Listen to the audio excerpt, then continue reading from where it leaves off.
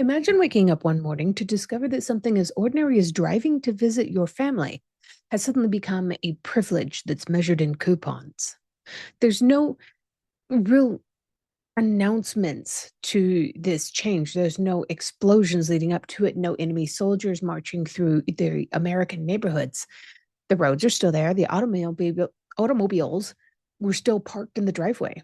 The gas stations were still exactly where they'd always been, right on the corner of the streets.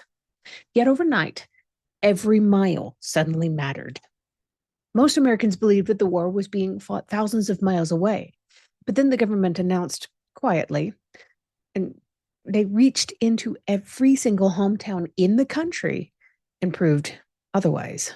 Join me today as I tell the story of the day America learned that even a full tank of gasoline could become a weapon of war.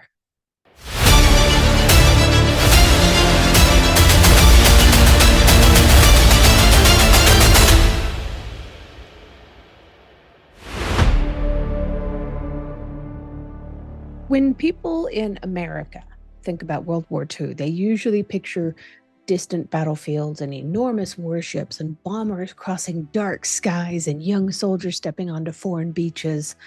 Few people immediately picture a father looking down at a small booklet of gasoline coupons while deciding whether the family really needed to drive into town that afternoon to go pick up supplies.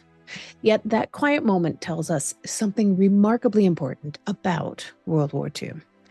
On July 22nd of 1942, a compulsory civilian gasoline rationing officially began across the entire United States. The announcement did not arrive with a thunderous celebration, of course not. It arrived with paperwork and instructions and the uncomfortable realization that ordinary Americans had become participants in a global conflict, whether they had intended to be or not. Sometimes history happens not with the cannon fire, but with a government clerk handing someone a little booklet that says, "This is all you have." It's difficult today to appreciate just how personal the automobile had already become by the early 1940s. Cars represented a sense of freedom in the country that was built around open roads and expanding horizons. This nation is massive, but these automobiles, they allowed families to visit their relatives and for workers to travel farther for better jobs and young couples to disappear for an afternoon beneath a wide summer sky. Americans had grown accustomed to believing that if they had enough money in their pockets, they could simply pull into a filling station and buy as much gasoline as they wanted. And then the assumption quietly and quickly disappeared. Suddenly, there were categories of drivers. An ordinary family usually received a sticker that said the letter A, while physicians, emergency workers, farmers, and others whose work directly supported the nation and the war efforts often qualified for additional fuel. The windshield itself became a silent explanation of how much movement a household was allowed. Many people assumed that gasoline itself had become desperately scarce, but that was really only part of the story. The greater concern lay somewhere most drivers really didn't consider: tires. The Japanese conquest of natural major rubber producing regions had dramatically reduced supplies available to the Allies. A worn tire could not just be replaced with another that was sitting in a warehouse shelf somewhere. Every unnecessary mile was consuming rubber that could not be easily replenished. Government officials realized that conserving fuel also meant conserving tires, and conserving tires meant preserving transportation for factories and farms and hospitals and the military. It sounds kind of backward until you stop and think about it. A gallon of gasoline could eventually be refined again. A tire worn smooth without replacement rubber became far more stubborn of a problem. So the changes spread quietly throughout everyday life. Families combined errands into a single trip instead of three. Nations and neighbors began to share rides, maybe to work, Maybe Sunday pleasure drivers became rarer, not because people suddenly stopped enjoying them, but because every outing carried a small mental calculation. Is this journey worth another one of our coupons? Even speeding limits changed because slower driving extended the tire life. That's right. The gas rations during World War II were not about the gasoline. Automobile racing pretty much nearly disappeared for the duration of the war. So small habits that had once seemed too insignificant to really notice suddenly became patriotic acts. Nobody threw a parade because someone chose to walk instead of drive, but thousands made that choice every single day. You can still see some advertisements where they told people to roller skate to work instead of driving their car. That wasn't about the gasoline. The war had found its way into kitchens and garages and grocery stores and front porches without firing a single shot there. The ration books themselves were surprisingly ordinary looking. They were thin paper things like this.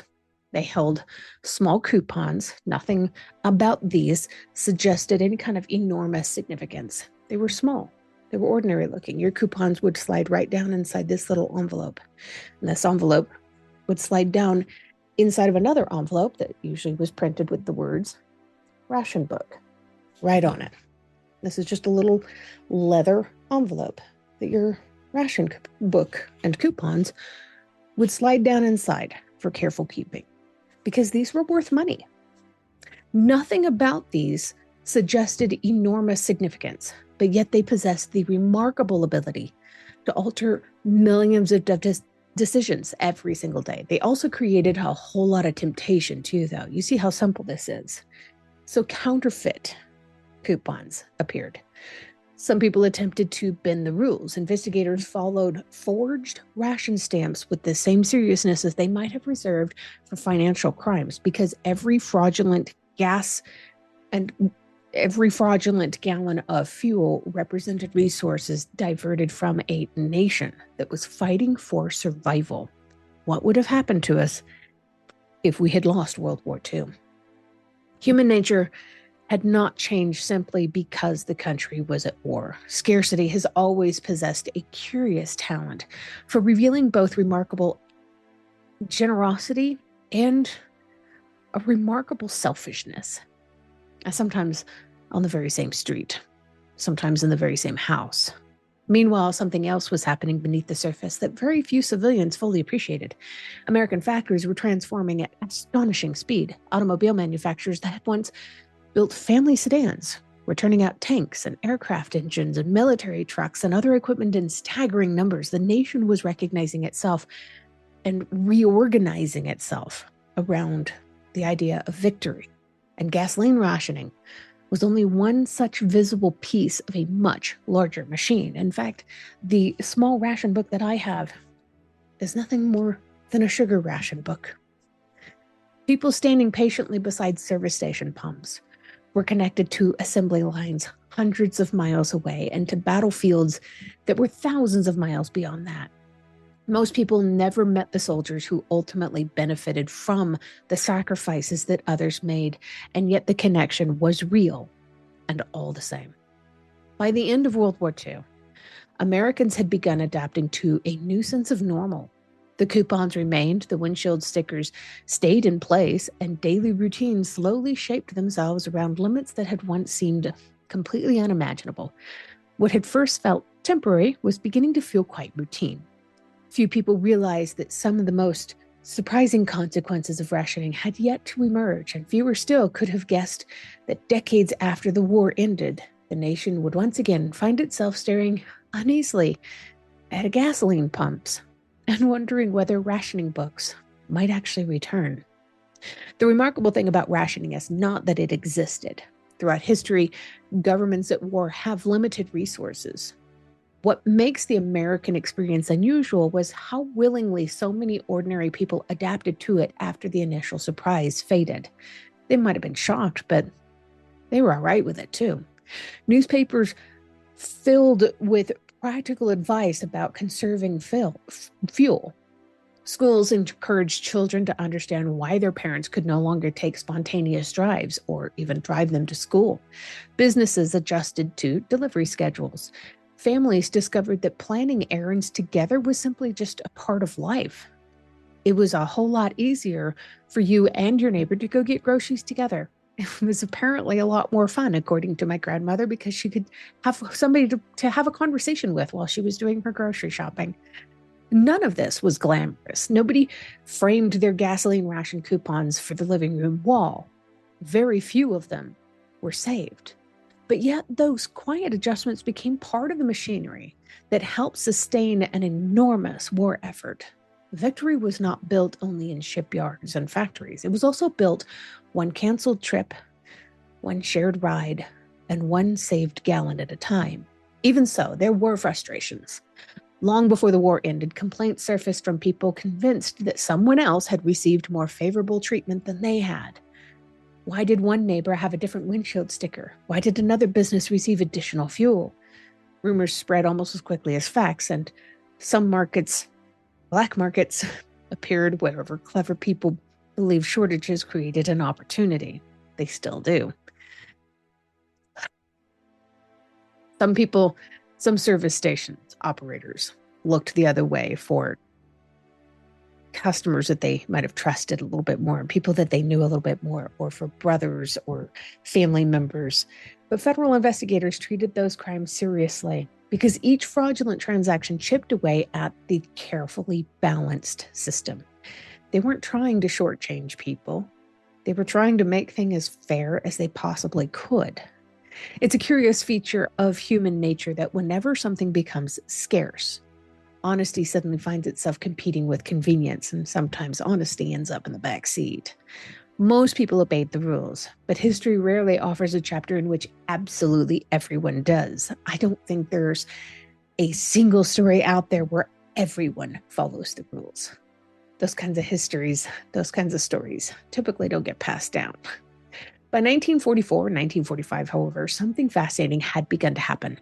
Americans had become so accustomed to rationing that what once seemed extraordinary had become quite ordinary. Children who had barely remembered unrestricted driving accepted ration books as simply another household item. Young couples, they planned their dates around available gasoline rather than unlimited freedom. Travelers became experts at combining several destinations into a single trip. This is something that was ingrained in me. It was something my grandmother taught to my mother, and this was something my mother taught to me. I actually, in the next few minutes, have to leave the house. When I do, I'm going to my furthest destination first, and when I come home, I'm making sure that I never cross the same intersection or double back on any road at any time. I go to each individual location and make my way back home. This is very much a thing that's still ingrained in some people, even today. Looking back, it's astonishing how quickly people adapted back then. I was raised this way. It was easier for me to adapt because this wasn't really an adaptation. This was me being raised in this kind of a mindset. Human beings possess an impressive ability to normalize almost anything if they believe that there's a purpose behind it. And that purpose remained clear to them.